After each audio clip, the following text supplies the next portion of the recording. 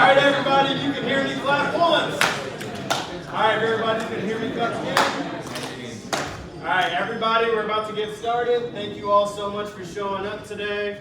My name is Gabriel Rucker. I am one of the associate directors here at Founder Institute here in Austin, Texas. And I'm going to give it over to Martine here, our executive director, to get everything started. How are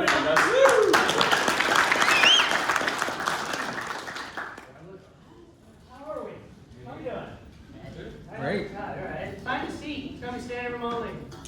Well, y'all came in at the right time, which means it's the right time. So some of y'all are standing. There's some seats over here. And as Gabe so eloquently introduced me, my name is Martine Martinez. You can call me Martine.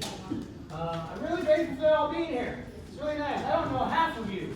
I don't know how y'all found out about us, but y'all found out about us over the last like 48 hours, so that's pretty cool. Wish y'all came to more of our summer events, which would be even cooler.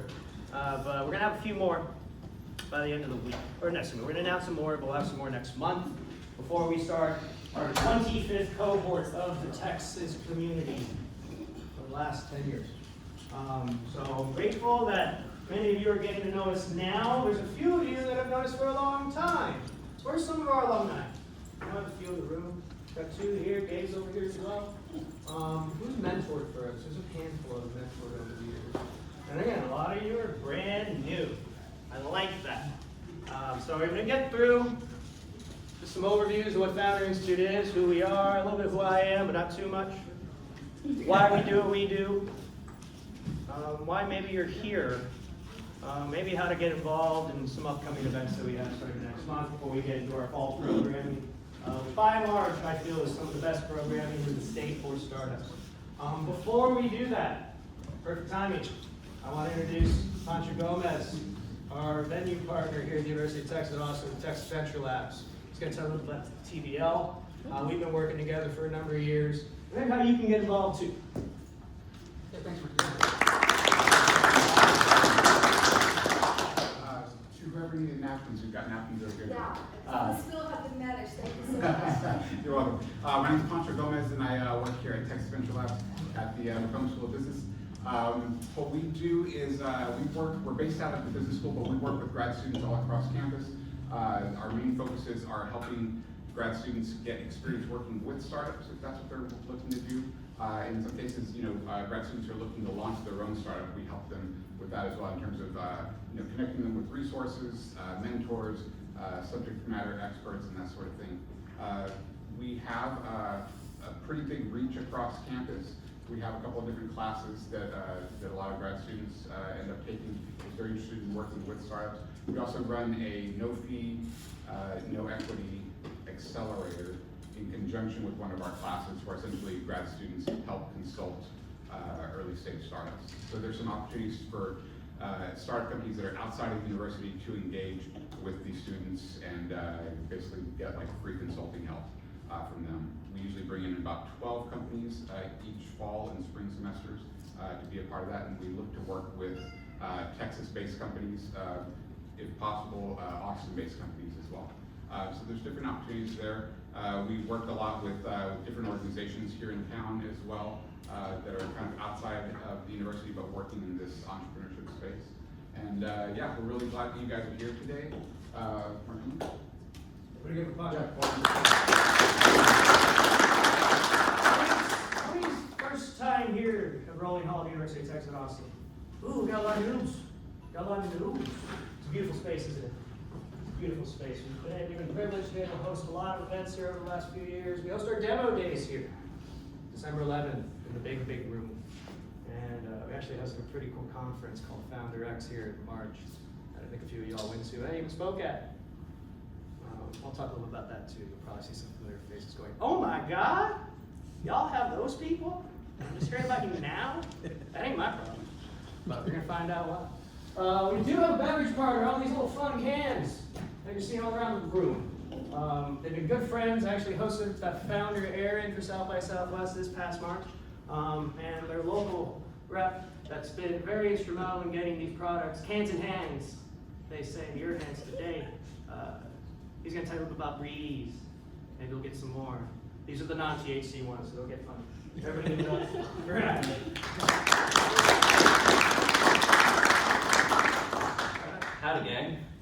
y'all letting us be a part of this tonight, Martine. I'm with Breeze. We started out 2 years ago. We are a non-alcoholic feel-good tonic that utilizes the powers of cannabis and mushrooms to make you feel good without the after effects of alcohol. Now, none of these in here have cannabis, so none of y'all have been tripped. These are going to be different choose your adventure type of cans. So the purple one is more of a calm down, relaxing kind of feel. It's going to have reishi, chamomile, magnesium, passion flower. So good, relaxing, but also keep your cognitive stimulated. The yellow one's going to be more for chill but focus enhancing, also kind of mental chatter reduction. Lion's mane mushrooms, cacao, black seed oil, theanine. These are essentially supplement drinks that just make you feel something without the after effects. Then the red one is going to be more of an energy booster. Guayusa, cordyceps mushroom, maca, ginseng. So yeah, they're all going to take about 5 to 10 minutes to make you feel something, but they're all great. They've gotten really popular. We are the fastest growing cannabis brand right now, as well as the functional beverage. All right.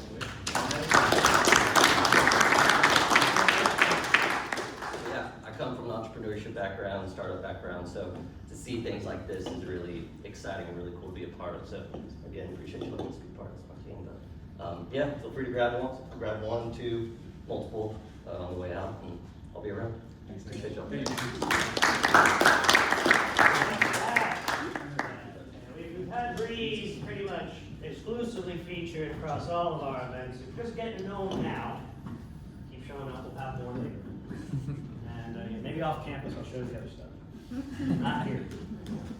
Keep your wits about each other. And this. So, there's me. We're going to go through this whole LinkedIn bullet list. You can read it. I've been doing this for a little bit longer than a little bit. Back in 2016, I met a man named Adeo Ressi, our founder.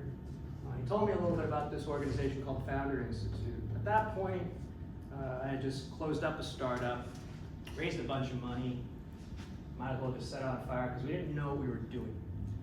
Back then, 10 years ago, this ecosystem wasn't what you found it as you see it today. There was only about 2 accelerators, both here on campus. I'm a bit of a historian with regards to a lot of things going on the startup scene, the event scene, and a little bit beyond in Texas. But a lot's changed. We did a lot of events. We're a very prolific event production group as well as being a startup accelerator. Our 4-month program kicks your butt. Most people will quit. There's a handful of you already know that have applied, and you will quit. I know that. It's okay though. Better you make that decision now in 4 months and spend 4 years, 14 years, $40,000 building something that nobody wants. But for maybe the one of you in this room that have applied as it has been accepted, you're going to finish with a very strong foundation. You're going to have a community of people that support you before I ever did. And that's why we're here. We're a community of people that support entrepreneurs before they realize they need it. So if you're getting to know us for the first time, hopefully you'll get to know us a little bit more. But at the heart of it, what Founder Institute does is empower entrepreneurs at the very beginning of the journey with the tools, the resources, and the community they need to build a better company. My vision for Texas is always going to do that, but also connect these cities. So we started in Austin. We expanded into Houston. And we got to Dallas. And now we're in San Antonio. It's been a lot of work. A whole damn lot of work. But what I'm proud of is not just what any one particular person has been able to accomplish, but what this community has been able to accomplish. The founders that we've been able to nurture and watch grow across the state since then. 8 years, going on 9. It's our 25th cohort. 160 plus companies we've launched. Many of them just started right here as a dream. Not that dream that drinking, but their own. And yeah, they've seen a little bit of fun. Seen a couple of, some of our alumni are now investors. That's really cool to watch. We're not going to stop. We have some amazing team leads. You met Gabe. You're going to meet Marisa. You met them both at Check. We have some amazing investors in residence too. It's a community effort. It's a community-driven organization. That's what we do. I'm just the crazy one that keeps putting on the events. Hopefully y'all show up. So thank y'all for being here. Man, I won't believe we actually had a lot of people go on different organizations. They get funded. We've actually just launched a fund too. I'll talk about that towards the end. And we host a lot of events. How many of y'all have been to like our South by Southwest events? We have a lot of fun at those. Okay, yeah, cool. Yeah, we have a lot of fun. Yeah, we have a lot of fun. We host panels. We had a comedy show last year. Everybody's doing their comedy shows now. We were kind of the first ones to do it. Yeah, everyone's doing a little comedy pitch. But we started that last year. That was a fun time. We'll probably do it again. But this is not just us. We're across the state. This is our community in Houston that we've been around for a long time. He was at our Houston cohort. Yeah, he's coming in from Houston right now. So believe me, God's so good. This is San Antonio. We just started that community, so it's starting to build. I'm really excited about that one too.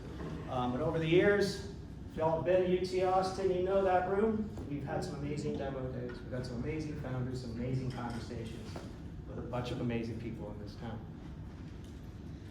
Founder X is something I alluded to. This is from 2023. I had a chance to bring it here to Texas just this past March. It was a big undertaking for this whole community. But man, ladies and gentlemen, we brought some amazing speakers. We put some amazing people in that room. You probably recognize more than a few of those faces. That's a day out on wearing the hat, sitting there with Jason Calcans. You got amazing partners, amazing stuff. You should have just been there. You should have just been. I don't know if I'll bring it back, but if y'all are really about it, you want to support it, you want to learn more about it, maybe I will. I don't know. We'll find out later. We're gonna go back. That's what I was talking about. Founder Capital. We announced it at Founder X. We'll be investing directly into our startups, some of our top 50 by the end of this year. They're deploying next quarter. Checks are going to range anywhere between $50,000 to $250,000.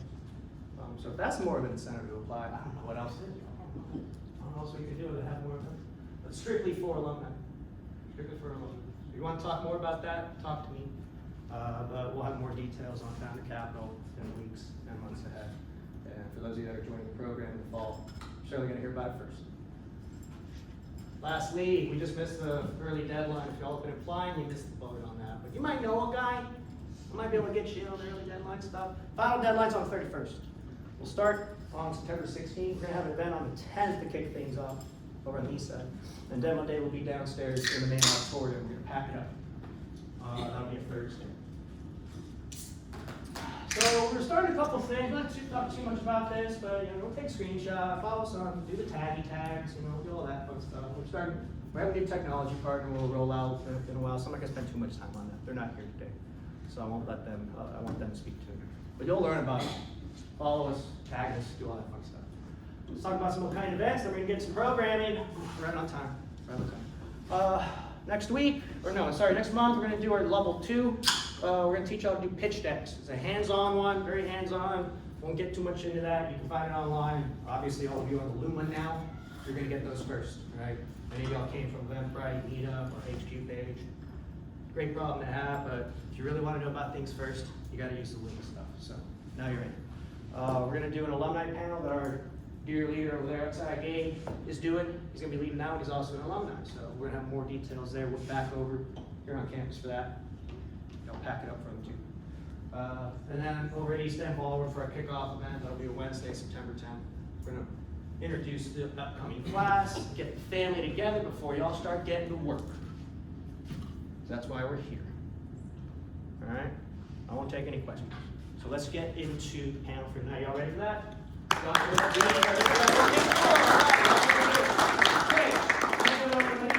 Take it from here. Everybody give a warm welcome to our newest speaker. Those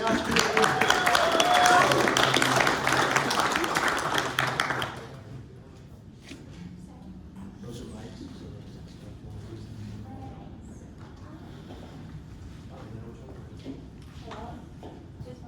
You can just on. Yeah, it's just for the camera. Oh, okay. Hi, my name is Marissa Vickers. I'm now, as Marcia mentioned, the newest Associate Director for Founders Institute. I've been in the venture startup industry for some time now, close to, 8 years. Worked across many different organizations. I'm also with Texas House. I'm their VP of Partnerships. If you haven't heard of Texas House, we're also doing things with South by Southwest Austin, we do South by Southwest London. We're going to do something during Formula One race weekend. So if you're interested in learning more about that, But yeah, I've been a good community partner to Founders Institute for many years. I've absolutely loved everything that they've been doing, and so I thought it'd be really great to still be part of the program and really get more hands-on with everybody. So yeah, with that, I would like to introduce our panelists for the day. This event is about basically if you're a startup and you're new and you're curious about what is the mind frame of an investor, how is the best way to approach them, ask them questions, to pitch to them. A lot of these questions are going to be answered by them, but use this time to get your questions answered. So we'll make a lot of time available for that afterwards. But let me introduce everyone. First, I would like to introduce Paula with Live Oak Ventures.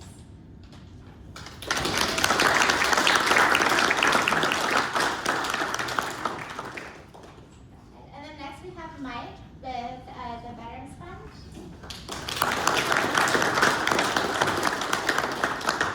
And then we have Oksana with Sputnik. And last but not least, we have Trey with Live Ventures.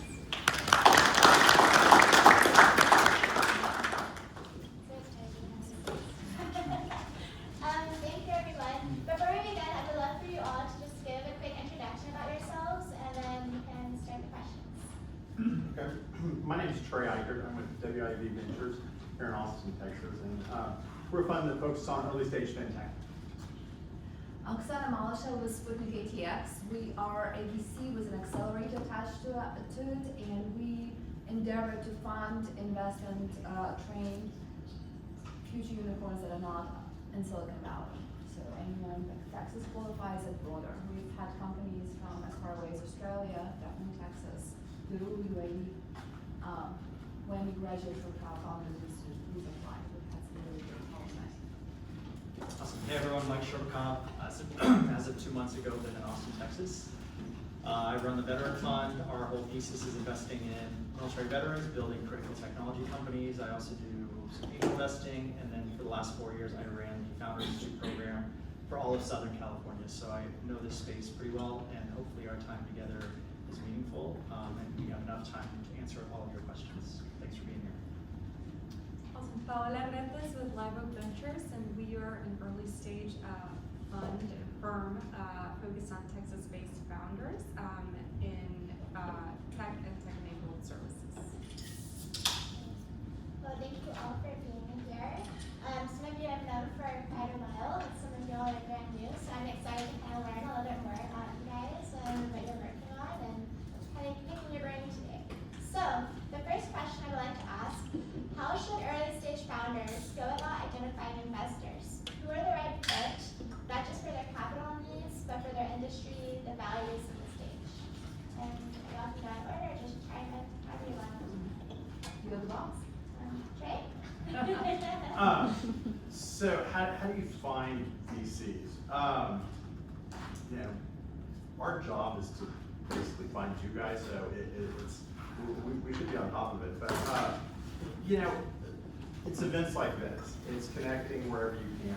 But the most important thing is understanding the VCs and who they are. Perfect example is Mike has a fund that focuses on veterans. So if I have a startup and I have zero military experience, I should not waste my time with basically pitching him. So do your research. Find and connect. VCs are out there. They want to find good ideas. They want to see strong companies. So work your network.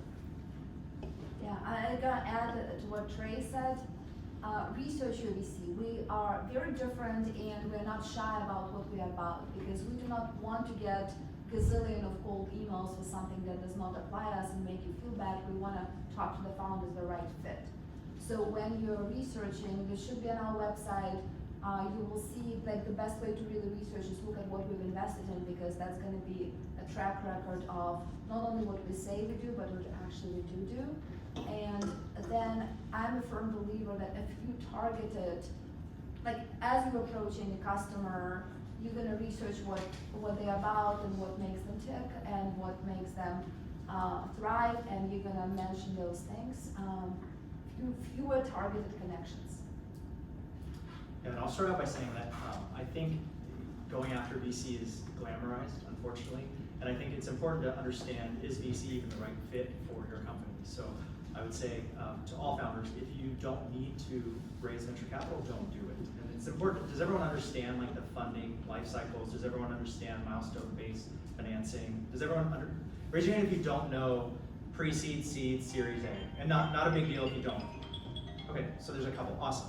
Just so everyone understands very quickly, like 30-second high level on how the whole funding process works is you start with an idea, right? And this is where Founder Institute is really, really good. It helps you go from 0 to 1. We like to say ideation MVP. You kind of come in, you say, hey, I have an idea. So you go through this 3 to 4 month program and you turn this idea into hopefully what we call an MVP, right? A minimum viable product, something that you can get out to customers and kind of get your first little bit of feedback and start that build, measure, learn loop in the MVP process, okay? As you're building your company, you usually need capital to get going. What most founders do at first is they do what's called bootstrapping, right? That is funding your own company with your own capital, okay? With AI tools, with low-code and no-code solutions, you can do this on the cheap these days, okay? After you realize that there's maybe some early validation, you get a couple maybe early customers or something, then you would go out and raise what we call an FFF, like friends, family, and fools, right? We joke around and say fools, but these are like your immediate network. These are folks that you get together, hey, can you, $5,000 here, $10,000 here, maybe you need 25, 50K to get this thing off the ground, go through the legal incorporation process, get the entity set up and all that, okay? Then after that, you go out and you raise angel funding, typically. And angel funding, there's a big difference between angels and VCs, right? Angel investors are writing out of their own checkbook. So usually angels, you kind of get the deals done a little bit faster. You may meet them at an event like this. There's a bunch of them in the room. They may even like your idea so much, they'll write you a check on the spot. I don't want to set any false expectations, but things do move that quickly when you're talking to angel investors because again, they have their own discretion. It's their choice. I want to write a check in this founder, great. After that, and usually, like every VC is a little bit different because for us at our firm, we need to see some demand signal, right? We need to see that there's a market pull, that's something you have demonstrable traction. At that point, usually, VCs will come in, and it's very important to understand that VCs, in addition to deploying their own capital, we put our own money into the fund. We are fiduciaries, meaning we have LPs, limited partners, that invested in our funds, and we are putting their capital to work. So it's not just our decision, but really we have to make decisions on behalf of this entire LP base that we've built. So understand that like as fiduciaries, usually this process is a little bit longer, and you're gonna get a lot more no's from VCs typically, because that's just the nature of the game, right? We looked at 5,000 companies, to give you an example, to make 25 investments out of our fund one. So it's a very, very small percentage of companies. And to Trey's earlier point, you also need to understand that the VCs you're approaching, are they your stage, are they your sector, are they your thesis? Understand who they are. Then, just so everyone understands, you raise a pre-seed, then a seed, then a Series A, a Series B, Series C, and so on and so forth. And you're usually working towards some kind of liquidity event, typically in the form of M&A, merger and acquisition, or an IPO, initial public offering. That's a liquidity event where you and hopefully your investors and everyone that's come along for the ride on this rocket ship make a lot of money. Hopefully that's helpful. That was a great primer. I don't have much to add here, other than once you've identified that VC is, the right fit for you, and a certain firm is the right fit for you from a stage perspective, from a thesis perspective. I can't underscore enough how important it is to also research the specific investment partner that you're going to be talking to, and their track record, what it is that they've invested in. I would say I'm with Oksana on this one, like the more thoughtful the approach, the better. And so it's going to yield better results for you. And yeah, work your network, but yeah, we're out there. I think from Live Oak's perspective, we do look at all cold emails that come our way, or things that our phone numbers are posted online and our emails, so we're like very easy to reach, very approachable. And to add to Mike's comment, I was explaining to Mike earlier, I was an operator. I had a startup, I've been through the grind, I know I've had to hustle tons of VCs. And I mean, you need to know who they are and figure that out. But understand, This side's much more difficult. I used to always sit and pitch companies like, I've got an easy job, they have tons of money, they just write checks to whoever. Okay. We have a bunch of people behind us that our sole purpose is to make them money, and we can't make bad decisions. So the due diligence, the process, you want to have a good fit with who that VC is as you're finding them, because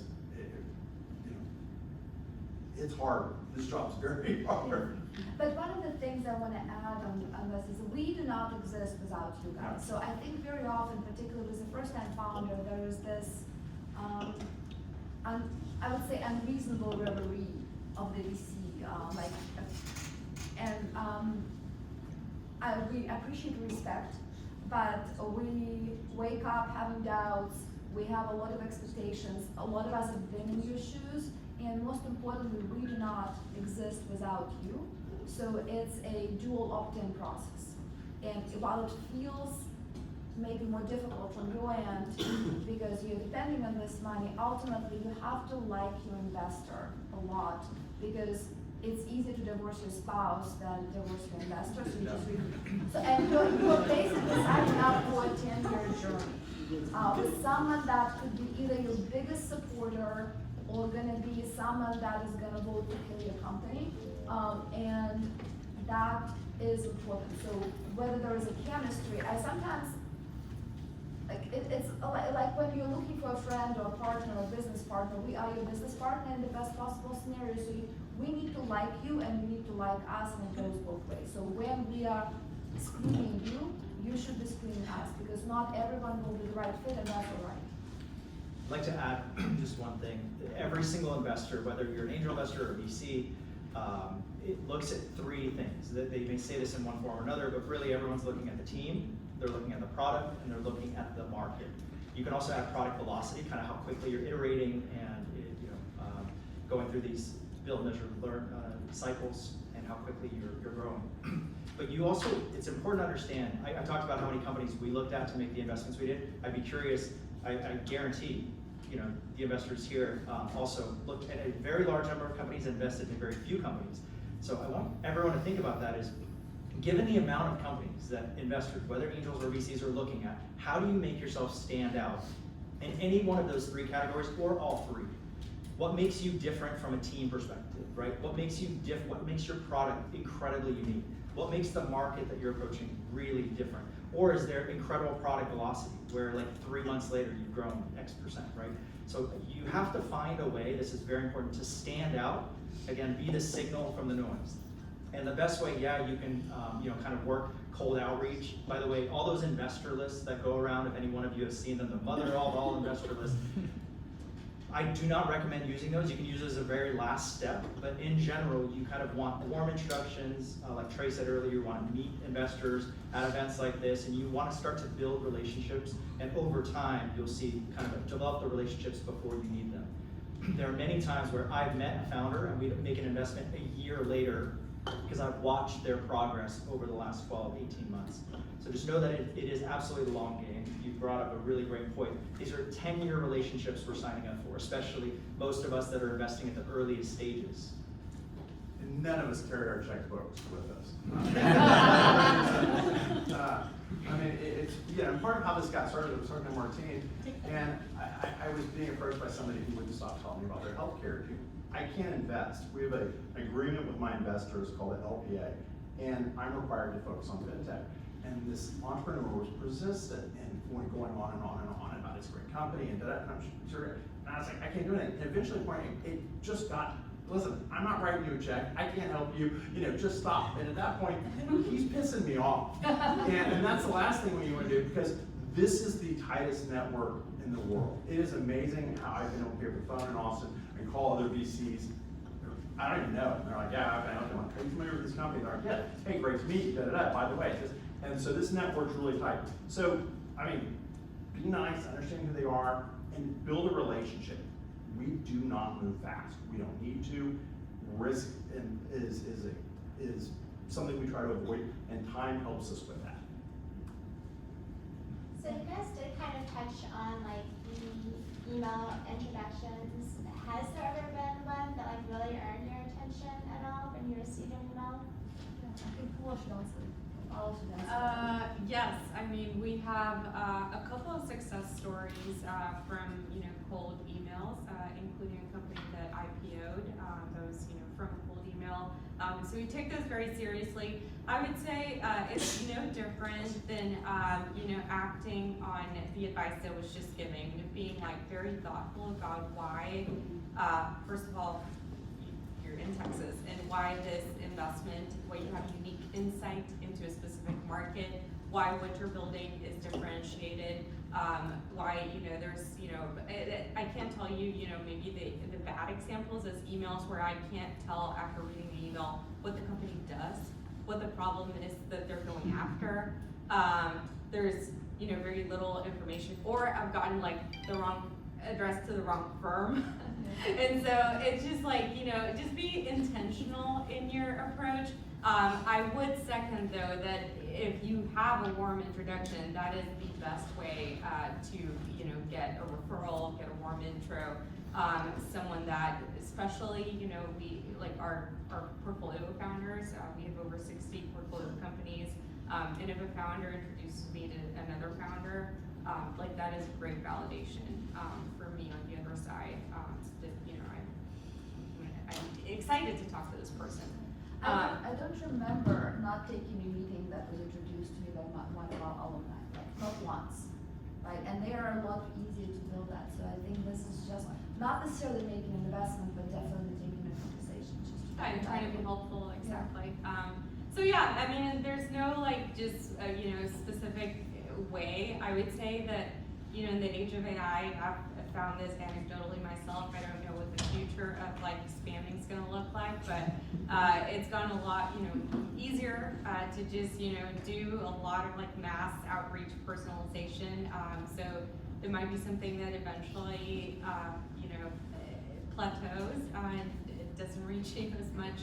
As far as like introductions, definitely, if you're thoughtful and intentional in your approach, I think you can make a differentiated first impression. But if you have a network and a way in, I would prefer that over cold. Can you guys talk about like just even in-person impressions? Like those are really great one that you remember. Well, real quick on adding to connecting, I mean, something that's really important, it's referrals. I delete random emails that I don't know who they are. I have so many people sending me stuff that I'm trying to have. I mean, Martine sends me an email trail like this company, I'm looking at this. And one of the foremost best, I'm gonna call Paul out over there.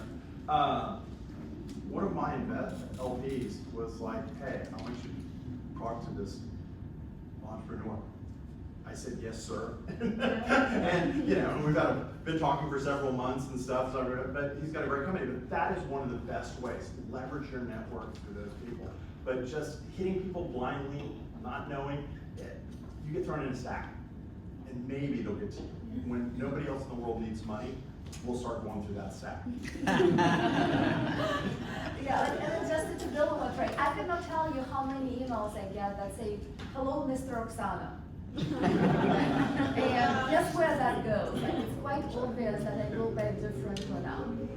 And so really we should, or we have a very prescribed methodology and prescribed rhythm to Sputnik. It just says it's extremely well publicized on our social media. I talk about this on Instagram, and it's on our website. So when someone is sending me like an expiring deal with a like it's a $5 million round, a $1 million round, our first check is only $100,000, and it goes exclusively through our program. That's just what it is. That's what works for us. And so when you spam me with that, there is zero chance of me helping you. But I know people who write those checks. And so if you meet me at a networking event and you understand what I'm about, and you do something that is meaningful, smart comment, helpful gesture, like we're humans at the end of the day, then I'm much more motivated to connect you to the person who is right, and I probably know them. And that's just, like, these are relationships. These are not, we're not your spam targets, or like, when we also send, we kind of know mail, like it comes from a MailChimp or something like that, where you have like ampersand, like first name arrives at that. Those have zero chance of success, so why would you even waste your time on that? And Trey brought up a great point. I think the question was around how should folks kind of introduce themselves or get to know people at events. It's important in the first meeting or first time you're interacting with someone to kind of let them dictate the flow of the conversation. And I recommend this whether in person or the first time you actually get to pitch. Let's say you get 20, 30 minutes. I always recommend all founders ask the investor that they're about to talk to. We have 30 minutes together. I have a deck prepared, but how would you like to run this meeting? Would you like me to breeze through the deck and then open it up to questions? The worst thing that can happen is for you to monologue for 28 of the 30 minutes, and then I have to cut you off and say, I have to get ready for my next call, I'm sorry. And I've done that too many times. The same exact thing can happen in rooms like this, where after this event, I would love to talk to all of you, and you'll probably have questions for us, but don't corner someone in a room and talk at them for 19 minutes until they say, I have to go. You want to get them excited and interested and let them kind of dictate the flow of the conversation. You want them to walk away with 3 magical words, telling you 3 magical words, which is tell me more, right? Let's set up a call. Same thing when you have that initial call with them, you want them to be able to articulate in 1 or 2 sentences exactly what you do. I don't know how the investors on this panel feel, but way too many calls after the 30 minutes, I still have no idea, just like Paula said, what this company actually does, because they've just been telling me all the technical in the weeds aspects of this company. So again, let them kind of dictate the flow of the conversation, ask questions, don't just talk at them, ask them what they're interested in, and then make sure that there's check for understanding along the way. Like, do they understand? Can they say in a sentence or 2 exactly what you do so that they can go tell, like to Trey's point, their investor friends, hey, it's not a fit for our fund, but I'm at this awesome company disrupting the industry and doing this. Does that make sense? Our team will teach you all of this stuff in Founder Institute as well. When you go over your 1-minute deck, your 1-minute pitch, your 3-minute pitch, your 5-minute pitch, the goal is always to get the investor to say, tell me more, set up a second meeting. And I have no problem with people asking, how do I send a company to you? Here's my email. Go to our website. Go to this. But I don't know how these guys are. I can't remember all the companies that I looked at because I look at so many. And then all of a sudden you start pitching me right there, and then I leave. And even if I really liked you, I have no clue. I'm like, okay, what's that guy? What was his name again? What the name of his company? No, that was this company. I mean, because we get thrown out so much of those, and we see so much of those. So you just want to get that and have that follow-up meeting, like you said, so we can take detailed notes and understand. I sometimes make a dating analogy, and your goal, like you think about like getting to a check as like getting to a marriage, right? Like when you first meet an investor, you need to get a phone number. That's all you're talking about. Like that's like you need to get a first date. Your goal for your first meeting, never the check, unless maybe it's an angel, like some kind of extraordinary circumstances. Your check will never be written, so you're not going to share everything in the first meeting. So your goal is to get a second date. There is a funnel. There is a process. Trey brought it out. We're going to have a due diligence because we have a fiduciary duty to our investors. We're going to invest into our thesis, the stage, a lot of the things go there, but you're not going to tackle all of that in one meeting. And if you try to corner one of us, where we have to politely or sometimes firmly push you away because you want to say hi to some other people in the event, that's actually not helpful to you. That's probably hurtful because it shows that you're not socially aware. And let's say if you're selling into businesses, being socially aware is a useful meta skill that will translate. So be memorable, 3 words about something that I could tell someone about, and find a way to follow up. Like I have a super secret email, Oksana@Sputnik.ATX. Right? So it's not difficult to follow up, and it's also on our website. So, and all of us are highly discoverable. So be human in making a connection and then following up. So you guys all kind of touched base on the surface level of, okay, this is how to draw me in. But say they finally get you at the table, and you kind of touched a little bit on it, Mike, but tell me a little bit more. So once they are finally there to pitch you guys, what are the 2 things you're listening for in the first 5 minutes? What are the buzzwords, that you think that are that you feel like traction is not a buzzword, and it actually counts as a meaningful traction, but pre-seed or seed, things like that? What do you really consider in these first preliminary pitches? This is really funny because I talk to VCs all the time. No 2 VCs have the same, what the red flag is that kills the deal immediately. Everyone's a little different, but one of the biggest things I'm looking at is passion.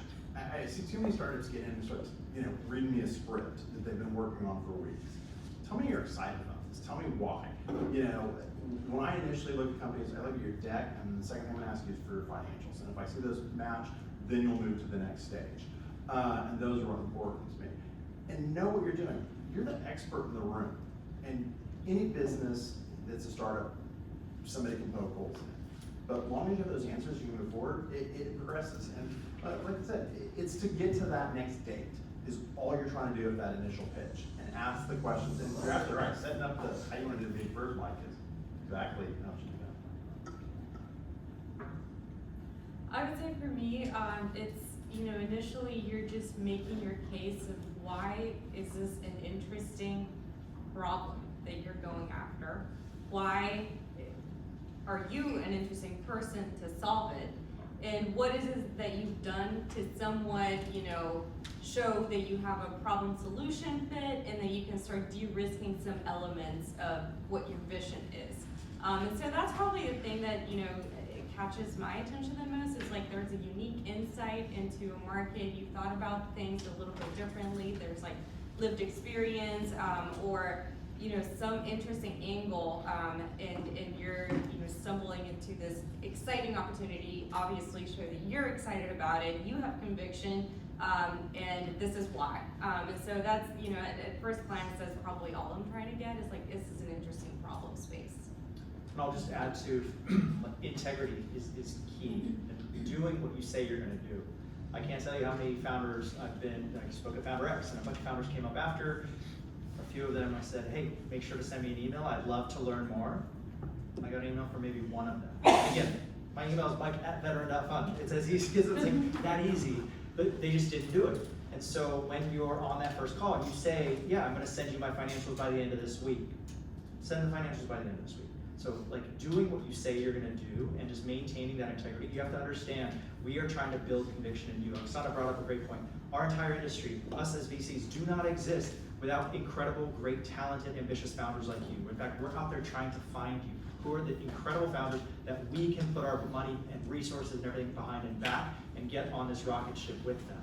But what you have to understand is it's a risky industry, right? Especially at early stage. That's why it's also important to understand angels are looking for different outcomes oftentimes than VCs, right? Angels are fine with maybe getting a 10x return on their investment, so they may have a different investment profile than VCs.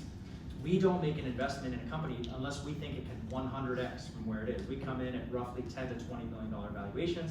We try to get it to $1 billion plus company. That usually means about 100 million in revenue plus. Very overly generalizing, but it's important to understand that. Given how early we come in, given how risky it is, we want to be building confidence. So think about it this way. Every time I interact with this investor or any investor, am I building confidence in myself, the team, and the product?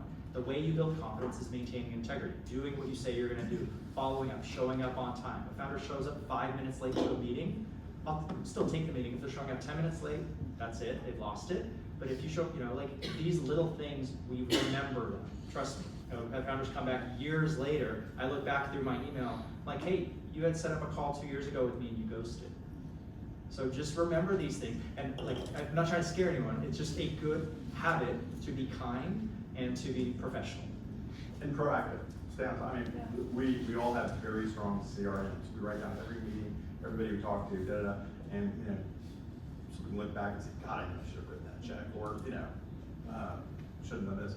But yeah, so that, and instead of talking about, I can tell you how many times I go to Dropbox, put my email in to look at a startup, and never hear from the startup. And I know they have my email address, where all they have to do is, hey, I heard you looked at my deck. If you have any questions, please let me know. I mean, that goes a long way. And then there are some absolutely red flags that I think they're not rocket science to figure out. Mike said it, integrity. So for instance, VCs, we're really great at Googling. And right now, like ChatGPT, like Prosperity, everything, we know how to get to the information quickly. If I'm dialoguing with you about something and you do not know the fact, do not fib. Like ask me, that's a great question, let me think about this, let me get back to you, is a perfectly legitimate answer. And like, I cannot tell you how many times the founder that we were excited about, like, it was market sizing. So I am really great at like just quickly figuring it out. I spent some time at McKinsey. McKinsey is really great about those case studies. If you do not know, you're telling me that the market in the African country you're targeting is X, and I could figure out with 3 clicks that Ed is half X. That's not a good thing for you. I'd rather say, let me figure this out. Being proactive, as Trey said, is really great, but apply some human common sense to this. We once backed out, this is the only time we backed out from the oral commit to a company. This was pre-Sputnik. It goes something like that. We committed to come in for a sizable check, and then we had an emergency in another portfolio company. And it was a very firm deadline, and we had to address that. And we were on the phone with regulators. This was just like complete shitstorm that was happening, so we had to really focus there. We have had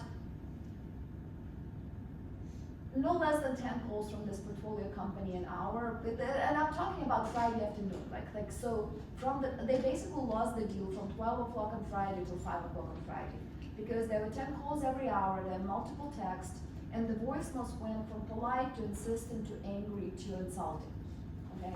And this company was working with a B2B space. We were not gone, we did not ghost them for more than 4 hours where we had to take that meeting, and when we walked out, I had to call and say, you do not yet have a term sheet and our verbal offer is withdrawn.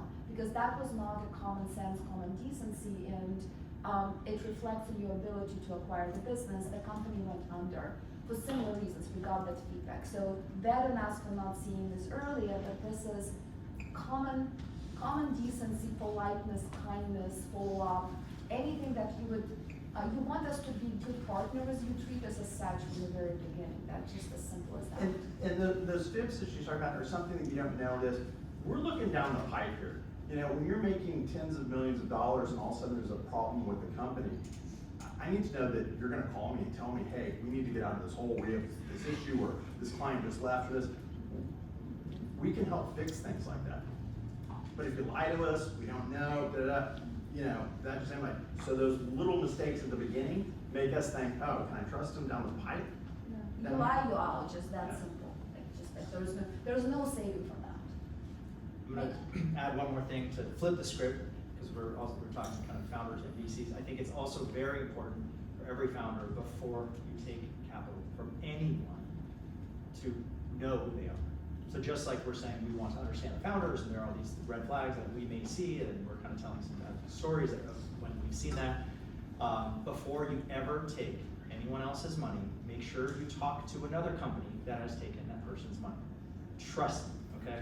If you talk to another founder and they say, this person was a nightmare to work with, and you've taken their capital, you've signed up for a very, very rough journey ahead. So please, just as we do our research on you, every founder that we invest in, please do your research on every investor, anyone that you bring onto your cap table. Very, very important. Well, you guys are talking about mistakes, but what about in fundraising? Do you see any common mistakes that they make in fundraising in general? Mistakes in fundraising, yes, that is a broad topic. I think one place to take this, jumping off the last piece of the conversation, is in terms of, there's startup mentality, fake it till you make it, and I think generally VCs are aware on the other side that they're getting pitched to, and that founders are great salespeople, and I think it's okay, and you should paint your vision with excitement. I think that one area though where you have to be careful is that you have to know your numbers and know what you're presenting on a page. What is it actually? And not lie about that. So I've seen, many times, is it, revenue? Is it ARR? Is it committed ARR? Or these people actually has anyone even signed? And so you have to be careful with that. Definitely don't exaggerate. Don't be intentionally misleading on anything like that. Other, mistakes, I think that, I think a lot of founders focus maybe a little bit too much on deck and the presentation and forget about the dialogue piece. And so clarity of what it is that you're building, what problem you're going after, that really needs to shine through in your presentation, and you should know the space better than any investor on the other end of the table. So you should be able to, take questions and guide, the conversation, showcase your understanding of the space. Those are probably some of the most common ones that I see. Yeah, to double click on what Paula said, also, if you go to fi.co/benchmarks, you'll see benchmarks for funding rounds and industry. So in addition to what you're building, it's important for you to understand what's generally happening in the funding landscape.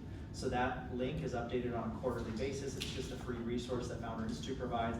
And it tells you if you're building a B2B SaaS company, what kind of metrics seed stage investors are looking for, what general valuation ranges they're looking for, and sizes of rounds, right? So it's important that you understand that. That's why I love this whole Silicon Valley milestone-based financing that is from pre-seed. That's why I talked about pre-seed to seed to Series A, because usually it's about 18 months or so of runway that you're given to then hit the next milestones, achieve that, from your 100K ARR to your million ARR, whatever that is, to your 10 million ARR, you need to understand what's happening. If you come in saying like an unreasonable amount, hey, I just have, an idea on the back of a napkin and I'm raising $20 million, unless you're the former CTO of OpenAI raising $2 billion out of $12 billion without any product, that's very unlikely. So it's important to understand how much you're raising, what it's for, and to Paul's point, know your numbers.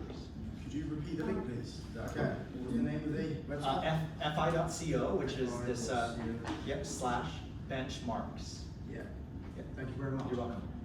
One of the things also, maybe this is not a mistake, but a tip, how much you're raising. And generally we advise founders that you do not want to give more than 20 to 25% of your company at any given round. And the founder, particularly if it's a first time fund, you're trading the uncertainty because as a CEO of the company, you are responsible for people's getting their paycheck and the company running. So longer seems better and the bigger check seems better. But one of the things, the reason we give this advice, because we're coming early, you're gonna dilute your company. So the whole idea of this, you own a tiny pie, you own 100% of this. Now, like you've done something and maybe you're raising, you're giving away 20% of the company, say that's a 4 million pre, 5 million post. And then you do something else and you're gonna be raising 5 on 20 pre, 25 post. Something like that could be a progression. So if you need truly 5, and you give away, and you say pre-money is 4, and you get those 5 from someone, then you most likely, unless you do something extraordinary, have excluded yourself from the subsequent rounds, because where we sit, we have no insurance that your company is going to succeed. There are no covenants, like there's not debt, there is nothing to go after. And our only insurance is that you're so committed and you have something to gain from making it right, that I've seen founders undermine themselves by taking too big of a round too early on, and that is not helpful to you. So you have to learn as a leader of the company to deal with that uncertainty, whatever you need to do mentally, whatever mental structures you need to construct, that it's going to be that uncertain. And if it's an 18 months runway, you have to start fundraising enough in advance where you've already achieved some milestones, but you're not running out of cash the next Monday, because we will not move quicker if that is the case, most likely. And you have to, and that's a lot of information that I would love for you to internalize. We could talk more about that. How much you take and how frequently you take is a bit of an art and science, but you need to be aware of those general principles. If you give away too much of your company too early, it will be a lot harder to fundraise. Yeah, and transitioning that, I mean, does everybody understand what a capitalization table is, cap table? There. But that is incredibly important of who you take money and how much money, and which also leads into general finances. So keep a real good track of that. And you can't have too many investors. It's kind of screwy. You need to have the right amount. I don't know what that number is, but on basically what you're doing. But it's just a good habit if you're taking money to make sure you track and keep that really well, which then leads into the financials. I read a report a while ago that St. Andrews University, out of all of the schools, did a report on what makes a unicorn startup. And they broke down all these companies that became unicorns. And they only found one thing that was a separation between companies that were and companies that weren't. And that was companies that were started at GAAP accounting from day one of starting their business, and they could do money. And that's what they realized that, oh, so companies that don't have the odds are much harder. So red flags to me is, I wanna know that you can manage financials, you can put together a budget, you can see where the money's going and where it's going. And then also, you understand the value of the cap hit. I mean, this is your child. So, you know, you can't just give it out to whoever, whatever. So those are two things that are very important to me. I'll chime in on something. If you guys ever heard of Elizabeth Holmes, just don't be her, don't make those mistakes. So I'd say, what happens when a founder, is rejected? Like, how would you say they should handle that rejection, or if the investor goes silent after promising to raise income? Do you have any tips for that? I don't do rejection well. So, and we don't. Listen, I will never, so, I don't know if this is true or not, but back in the old days, there was this incredible venture capital firm, Austin Ventures. Apparently, someone made a decision that limo.com was a better investment than Uber, and so, we'll never pass, and they would never, AB would never tell you that they passed on Uber. They were like still looking at they just should get in time, and I will say that about every company that I do. So if it's not a fit, you aren't going to get a solid no, because it could be a change, it could be this, on that. You want to give it, but we just move on, and it's not anything personal. It's just this. If it doesn't work, and the best way to address that is, hey, tell us. Hey, well, if this does become a fit or you'd like more information, let me know. We may get back to you, may not. Yeah, I want to second that. And guys, I think one of the most valuable insights in the industry, I think Bessemer has we're in the industry where our biggest mistake is mistake of omission and not mistake of commission. Missing out on a great company is the biggest mistake. And Bessemer, they're legendary. They have the whole list of, they've passed on Apple. They're truly legendary. They have amazing legacy funds of multiple great investments, but they missed on Apple because they thought that $60 million valuation was too high. They've missed on eBay because one of the managing partners said stamps, I just don't see it. They've missed on Uber. They've missed on PayPal because they thought the regulatory issue was, all of those are out there. We all make mistakes.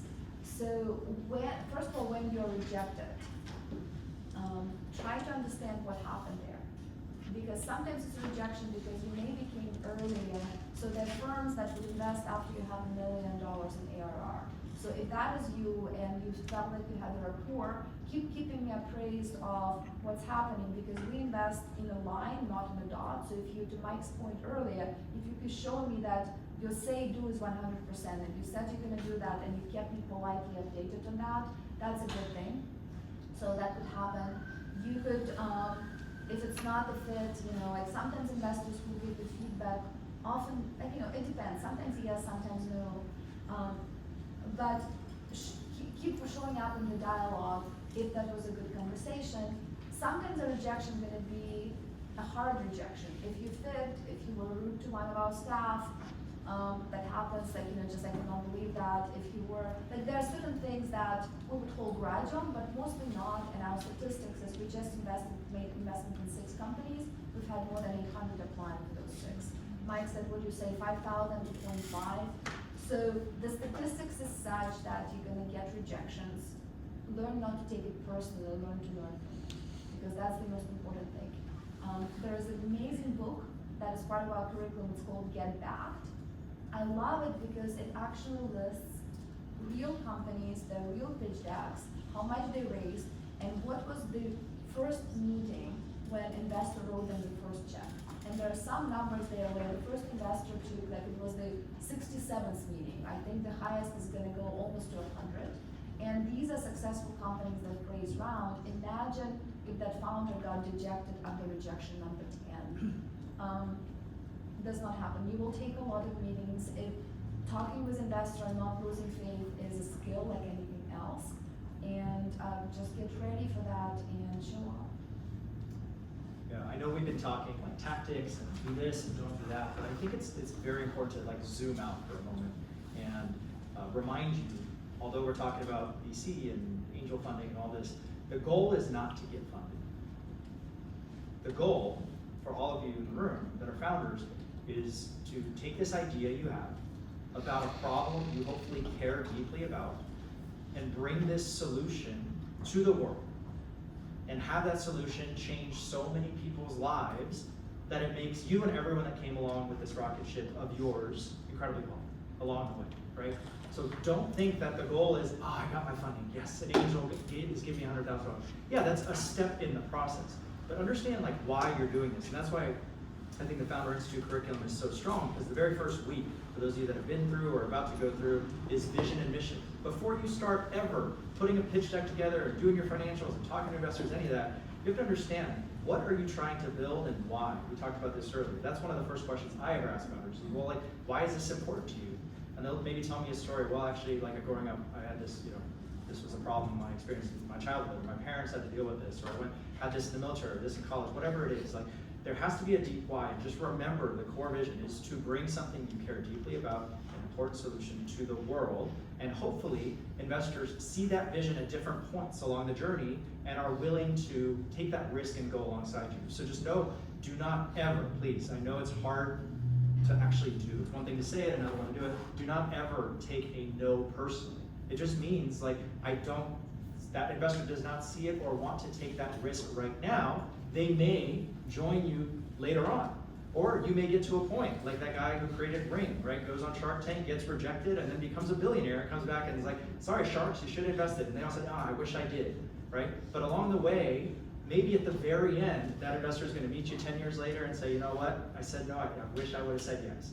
So just keep building, and that's why your why and your purpose in what you're building is very, very important. That is definitely great advice. And investors saying no, so we, I think, have done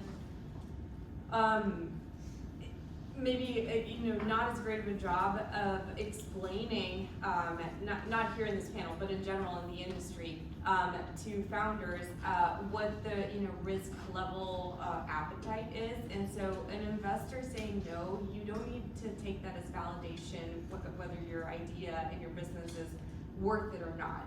If you believe that your idea is worth existing and you are going to dedicate your life's work to making that happen, that is the attitude that you want to come across. An investor is much more likely actually to fund you if you have the attitude of, I'm going to make this happen with or without you.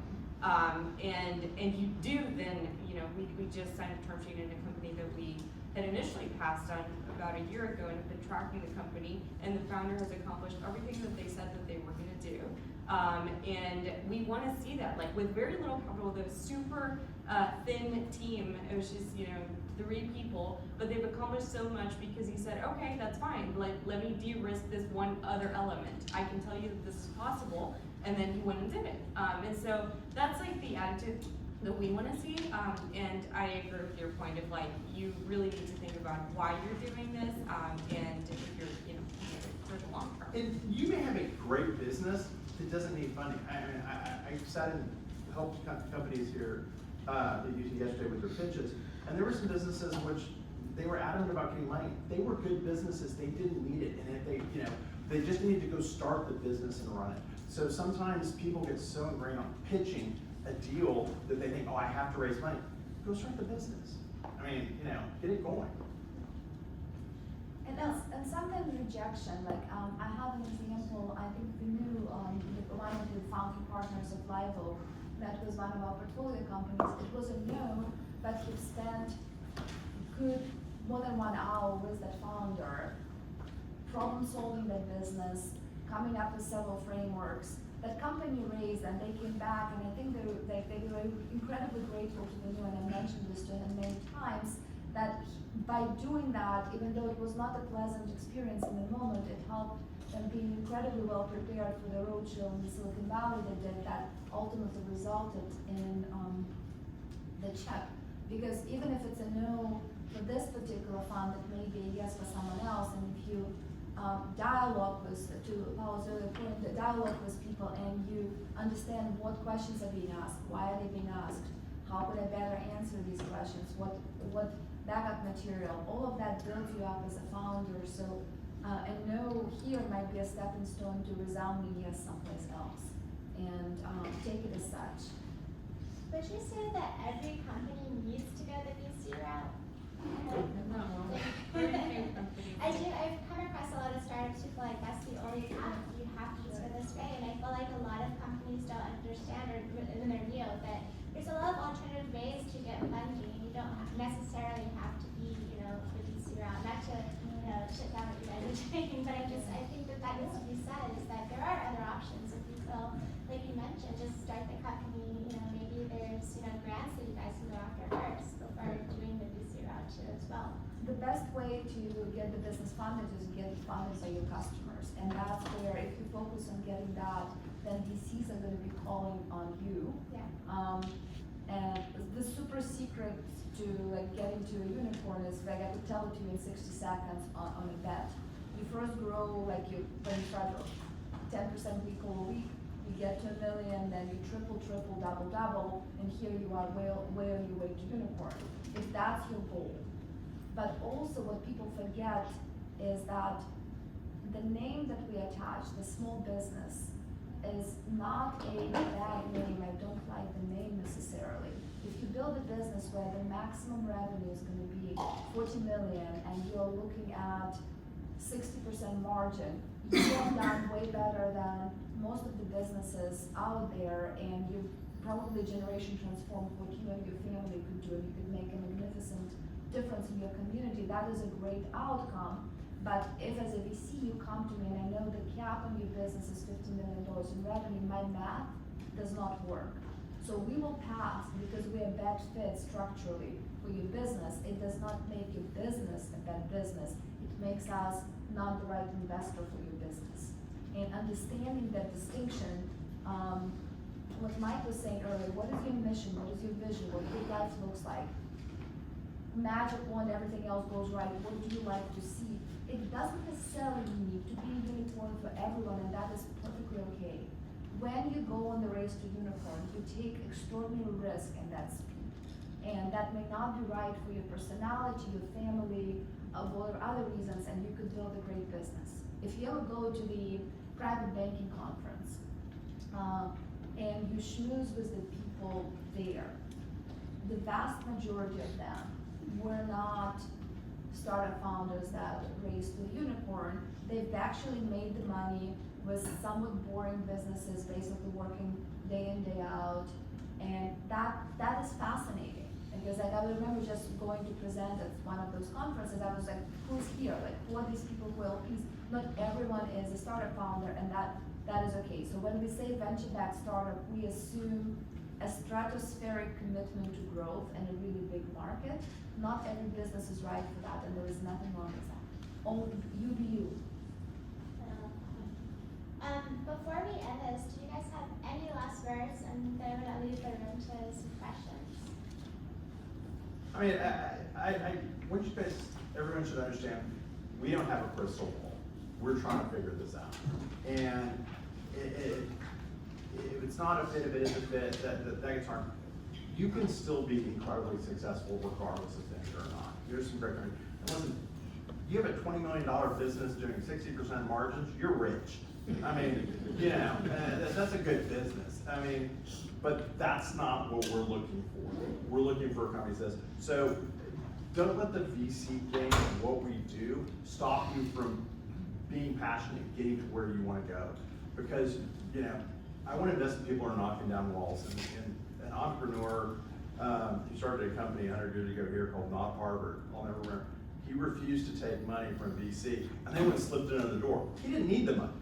I mean, and I was like, but they were so adamant, and that's incredibly rare. It's just when you've had such a great track record, you're good at it, you want the VCs fighting to get in.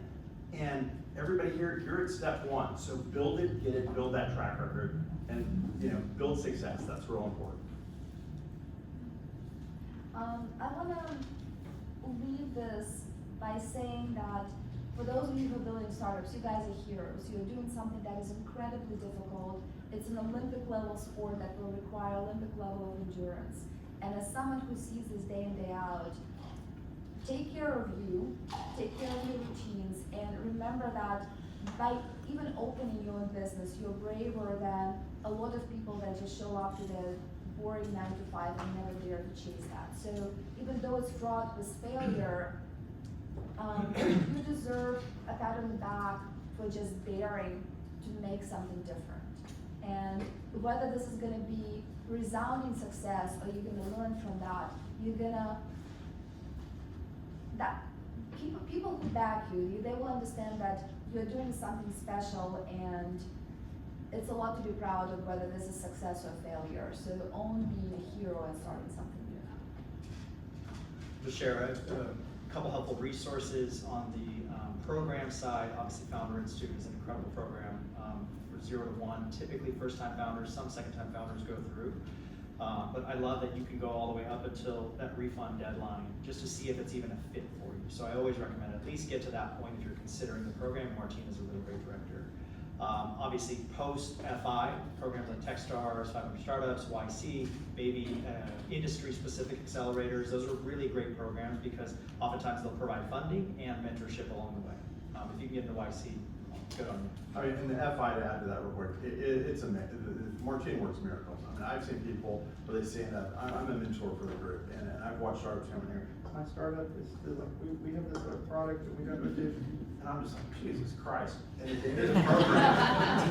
They're out on the big stage downstairs controlling an audience 3 times the size of this, giving incredible presentations. I mean, the man really does work magic. It's a great program.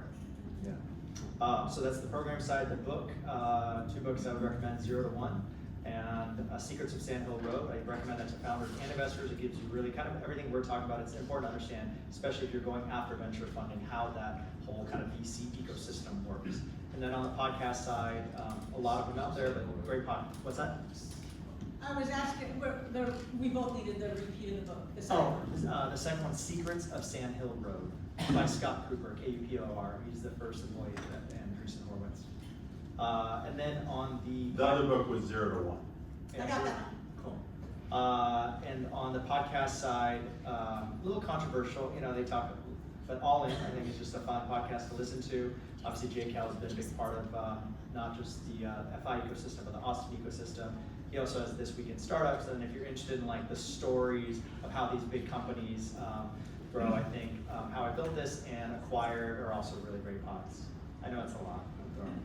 That's okay. Where do you find good pitch decks, like non-technical pitch decks? I was going to look at a girl that stood up in front of the Round Rock Chamber and just find her and see if she shared a pitch deck, but you guys probably know where to find good ones that you Business Insider, I think, does one of their weekly publications is pitch decks of startups that raise, and so they publish them. And you probably just Google also successful pitch decks of companies that have raised out there. But I know Business Insider does a monthly thing.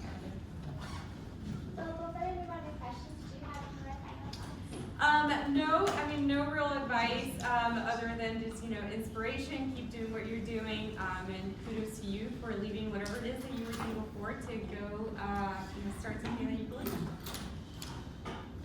Well, thank you guys. Who wants to ask the first question? Okay, you in the back first.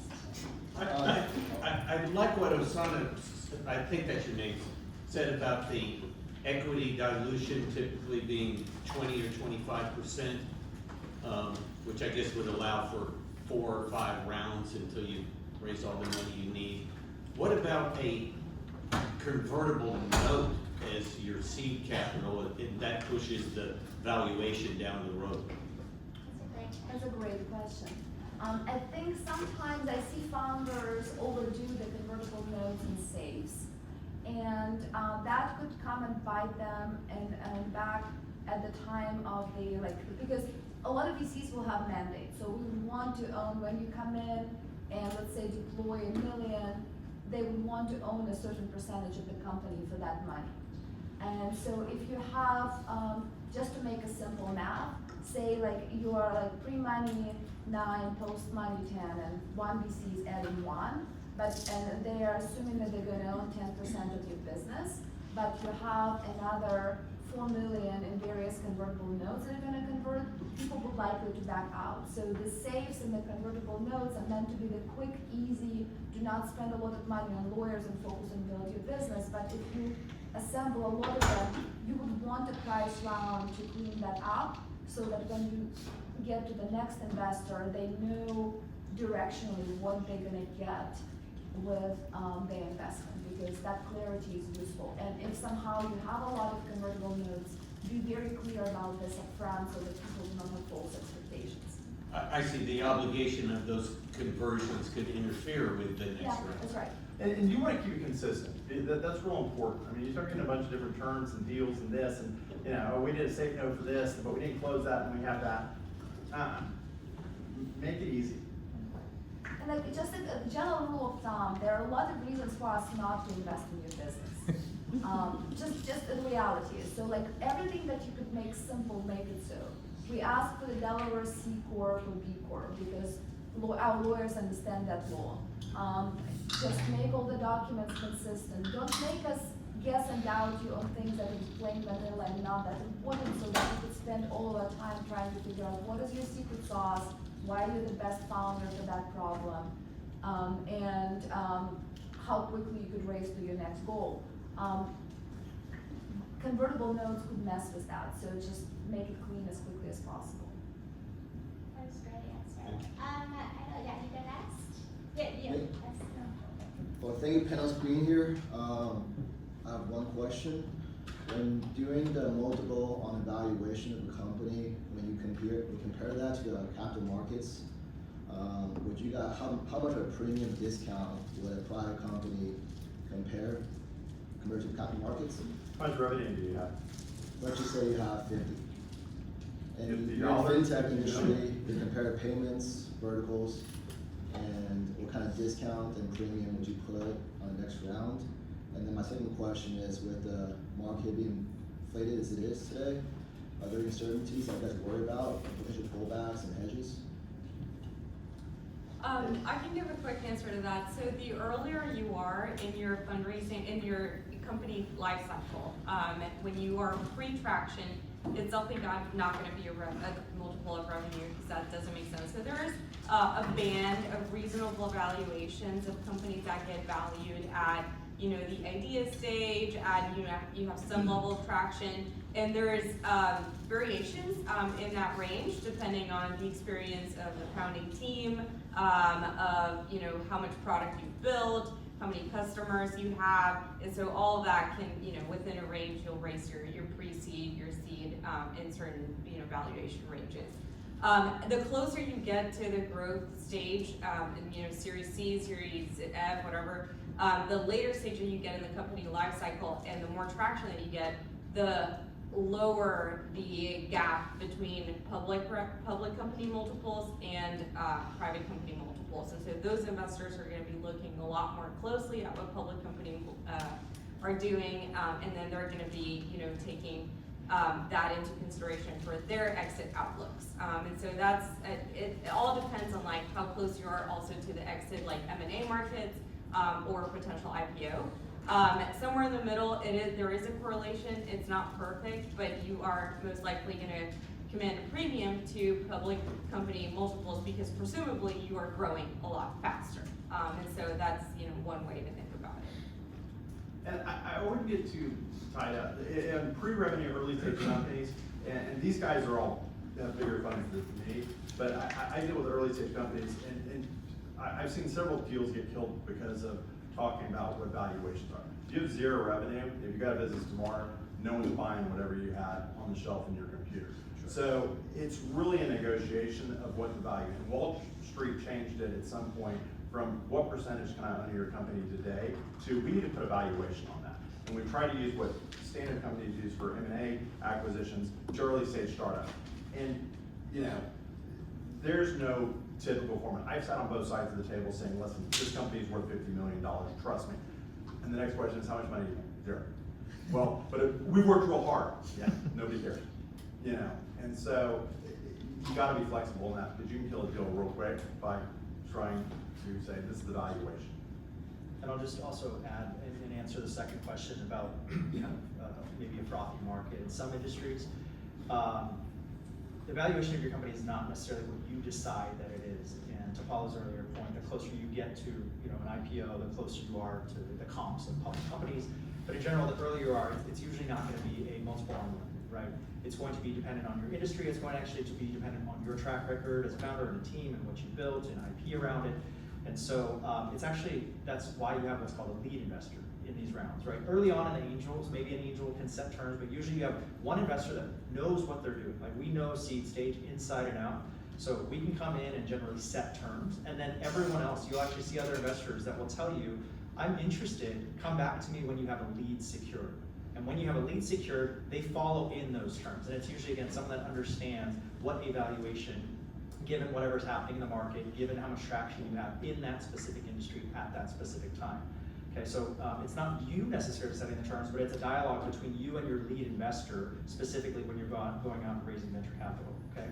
Totally different for whatever industry you're building in. The deep tech companies we invest in, or the defense tech companies, they may have a big contract on the horizon, much larger valuations than B2B SaaS, which is a little bit easier because we're talking about MRR, ARR, and it's much just easier to value them that way. As a quick example, I just invested personally into Palmer Luckey's new company. A lot of people don't know about it. It's like an interesting new crypto exchange.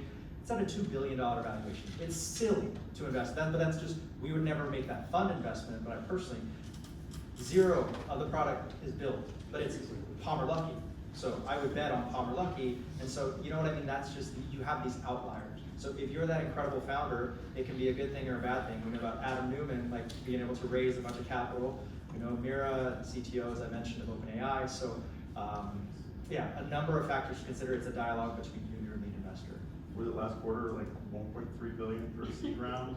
But when the ChatGPT spin off, I was like 1.3 billion for a seed. Yeah.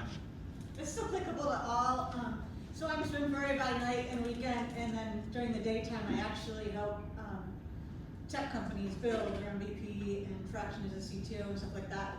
And I'm not the CTO, but so I came here for two reasons. Obviously, like I'm researching on the side, do I ever need funding? Because really I just teach a swim lesson or two a week and fitness stuff.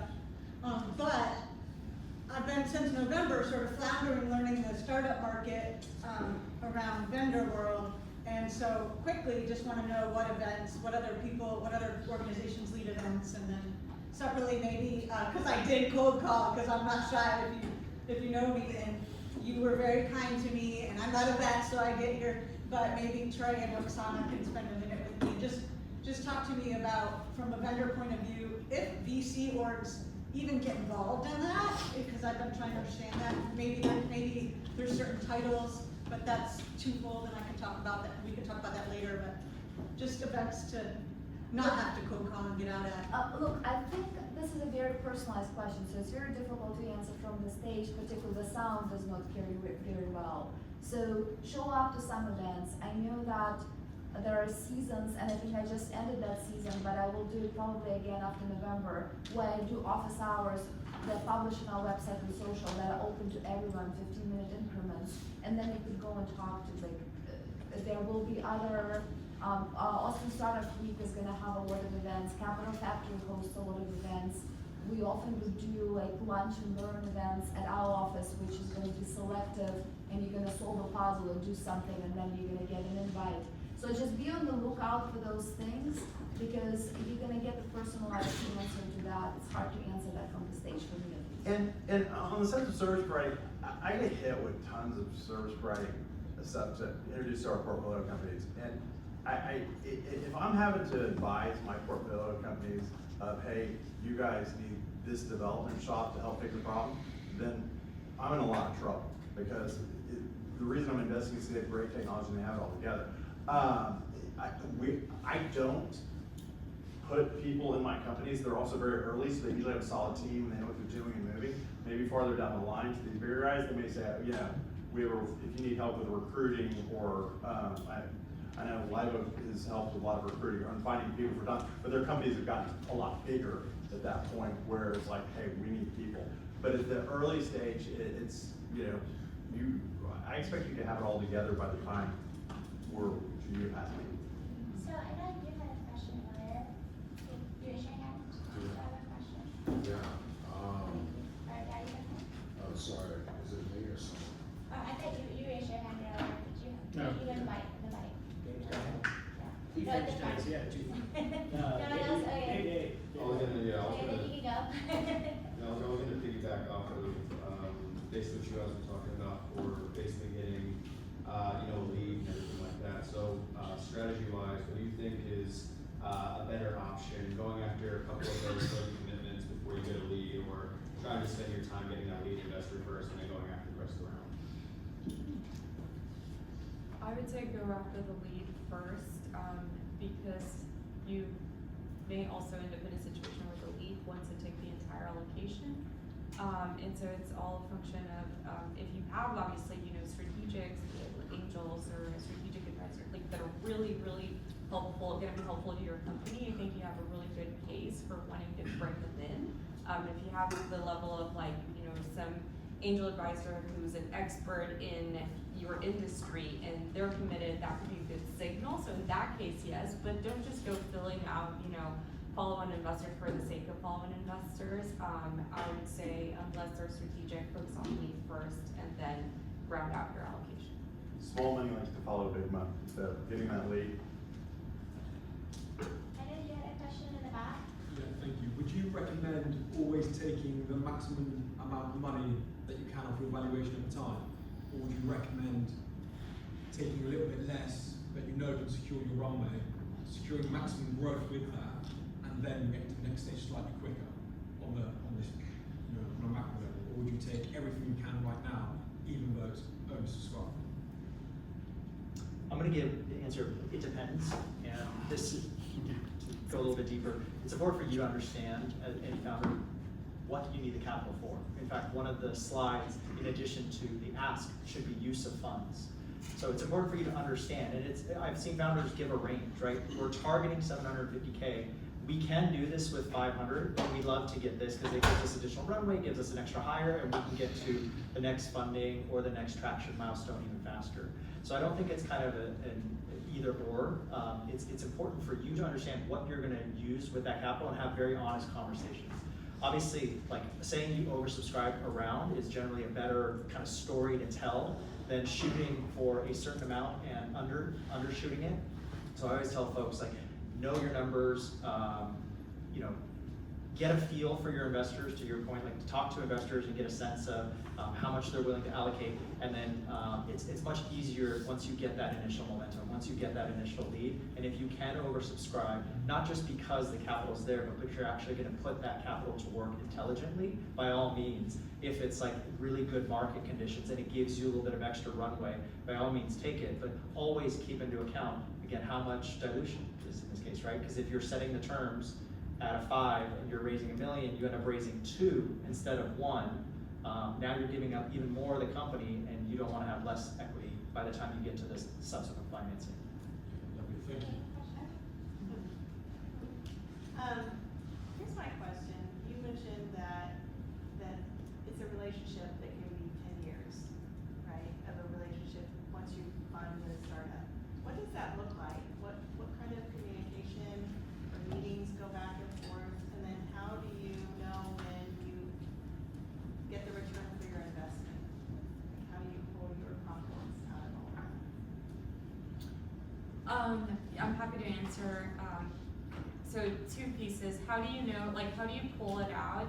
It's basically there's a liquidity event at the end of this. It's either M&A, most likely, or an IPO, or the company doesn't work out and it just gets wound down. But so that's how you get a liquidity. And what does that interaction look like in the meantime? It depends. So if you have, for us, for example, we are lead investors, and we're always taking a board seat.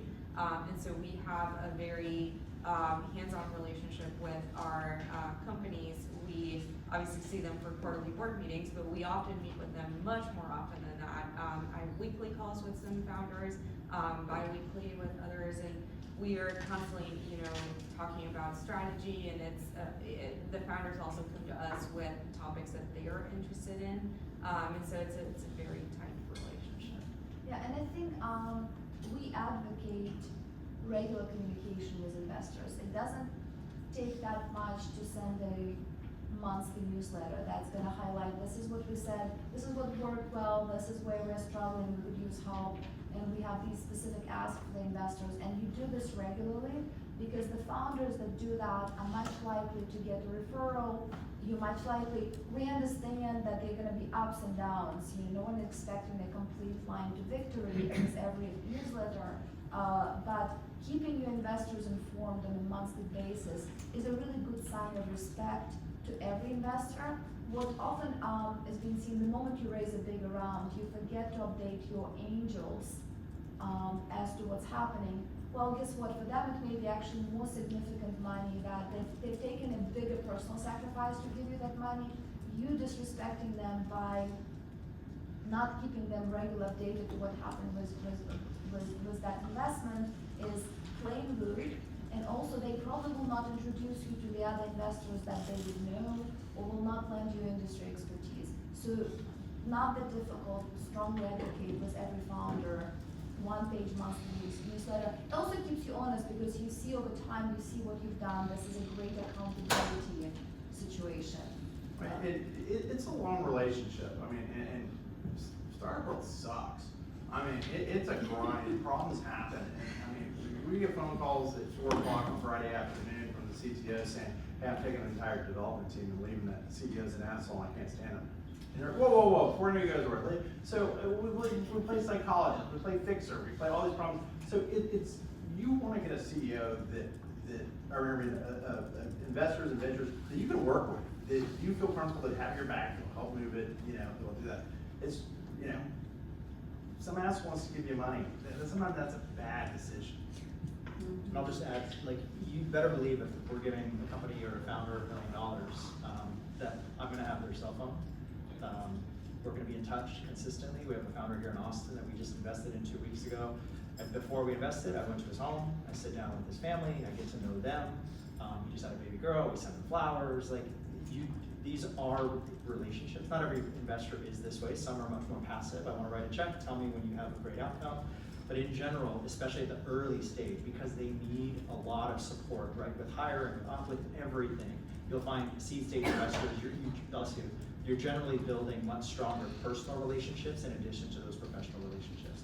And what we do, most founders can expect this, is some type of onboarding call. So it's to 2 of these today.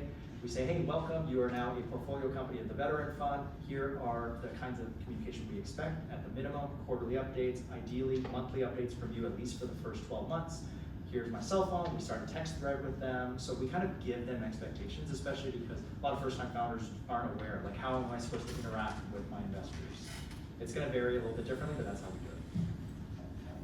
Well, not to point fingers, but I know Gabriella has a question. It's not a technical question, but I guess it's no secret VCs get a bit of a bad rep sometimes, and I like how you mentioned it's important, the founders' whys. So I would just love to hear, your whys. We have a bad rap. Why do you do what you do, and what excites you about it? Vulture capitalist. I love that question. If you don't mind, I'll just quickly share. So I'm a first-generation immigrant to this country. We moved to Berkeley when I was 5 years old from Russia. And I remember very vividly, if there was a way to have less than nothing, that's what our family had. I have 2 older sisters and a younger brother. And I remember my dad had to borrow money for a car. And the car was this red Honda hatchback. It was so terrible, barely ran. When he picked my sisters and I up from school, he'd have to stop at the bottom of the hill. The kids would have to get out and walk up the hill because otherwise the car wouldn't make it up that hill. It was that bad. And then in one generation, I've seen my dad became an entrepreneur. My mom was a teacher for 20 years. I've seen what this country provided for myself and my family. My older sister went to Stanford. My other sister got a doctorate in neuroscience. I'm a startup founder that sold this company that's now an angel investor in VC. My little brother went to Berkeley and works at OpenAI. And I say only in this country. Like, I love America. I travel around the world, I love other, but there is nothing like America, and there's nothing like the entrepreneurship and excitement in building great companies and backing them. And so when I came together with my 3 partners, we decided, what do we want to do? Like, what do we care about most for the rest of our lives? We want to invest in great companies that are under this American dynamism umbrella. I served 5 years active duty as a Marine, so we decided our thesis is going to be betting on the me's of the world, the younger me's. So like, there's a very deep conviction in loving this country and loving American veterans and loving American innovation. Like, there's a very deep why to what we do. I think we have a back. Yeah, I mean, I think that's a very similar answer. My family came here with $100 going, me and my husband, and here I am here sitting as an investor in Austin, Texas. And someone were to tell me when I was a little girl growing up in Kiev that I will be a venture capitalist, whether capitalism was absolutely a dirty word. I would not believe that. But capitalism is what makes this country great. The fact that someone with the idea in the garage could do something that will be listed on the S&P 500 and create that many jobs and that many opportunities. Like, if I were to ask you to close your eyes right now and think about back to the year you were born, think about what the richest person in the world was able to afford. They would probably have a personal chauffeur, any meal they ever want delivered to their house. They could have an apartment anywhere in the world, and then you would have basically any music at your fingertips. That's probably what they could do. They could not probably have a video telephone yet, maybe, like, it depends when you guys were born. All of those ideas are affordable to anyone that is graduating college and has any entry-level job right now. You literally could have all of that.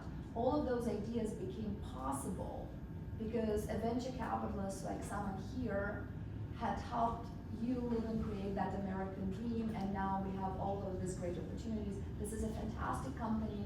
Capitalism applied with the right heart is an amazing system, better than anything else. If you ever want to talk socialism, I'm your gal. That's for like a whole different panel. What we do is magical, and it never gets to be taken for granted because we get to create something. We are basically writing a science fiction with the most amazing people that exist, because they're brave enough to take that challenge. That was never, I get giddy with the excitement when I'm not overly tired of being able to do that. And I think good people will have their why. How can you build what your dreams are and contribute to that is a meaningful privilege. I would add, I mean, it is a very cool job. I'm very fortunate to be in the position that I'm in. Yeah, I mean, I get to work with some amazing companies, some amazing people doing amazing things. The bad rap comes from sometimes we have to make hard decisions, and people aren't going to like what we aren't writing that follow-on check. We're saying the company's done, walk away, you know. And these are people that have put their heart and souls into these business, but we just have to do it. And I think that's where a lot of concern. But at the end of the day, everyone that I've really talked to is about the coolness of working with all of you guys, seeing amazing technology, seeing great companies, and stuff. And you know, if we pick them right, it pays well. Right? I have a very, similar themes. Also an immigrant. I'm from Honduras, born and raised. I think to this day my parents don't even know what I do. And they visit me often, and they're like, "Wait, what are you investing? Like Shark Tank?" And I'm like, "Yeah, but not really." And my parents were entrepreneurs, and they never had the opportunities to build a business in the way that you could do here. But I've seen just the resilience and the grit associated with that, and I love surrounding myself with entrepreneurs. A lot of my friends are founders, and my husband runs a business on site. Like, I just love the energy And so that is a big part of it, and being a supporter in that business. I am an investor through and through, so I've done public equity investing, I've done private equity investing, and venture capital investing is by far the most fun. Because instead of going through a diligence checklist of thinking all the things that could go wrong with a company, you're actually forced to ask yourself why you should believe in this company, believe in this founder, and that is the most exciting time for me. So I love all of those thoughts, and I love your unique personal backgrounds too. But I do kind of want to end this. We have about 15 minutes left, and our team has a few words to say. But we also have like an after event over at the Otis, so the conversations can still continue. I think we can talk nonstop about this subject. You're already going to quite over on all this, but you guys did such a great job. Thank you so much for all your valuable insights. I'm excited by all the things you guys are working on, and so I think if you guys follow them now, but follow them. I think they told you exactly how you can follow them. So, or speak to them after this. But thank you again for attending and hearing them.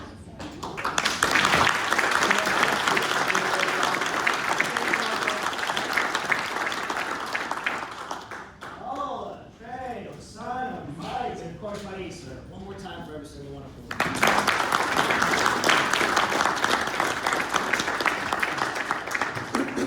Family photos here in a second, but I just want to make sure before you start robbing them, remember what they just told you. Don't mob them. Did y'all learn something today? I know I did.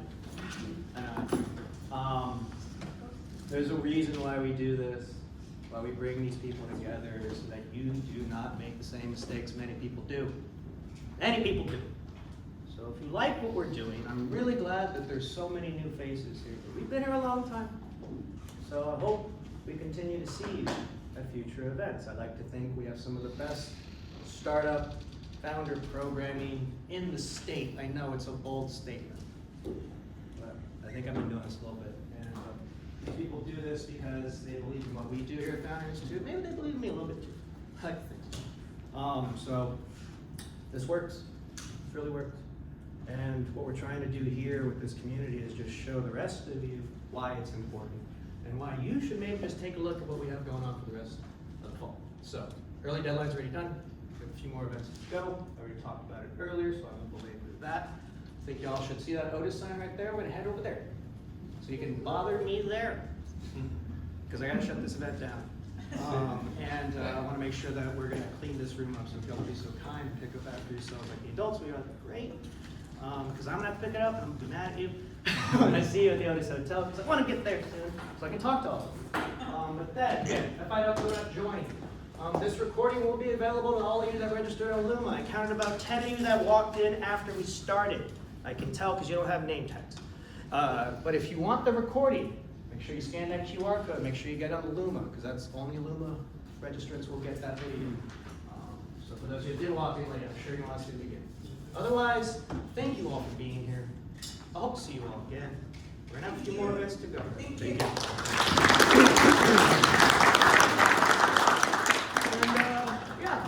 let's have some fun, y'all. Let's talk. Let's get to know each other.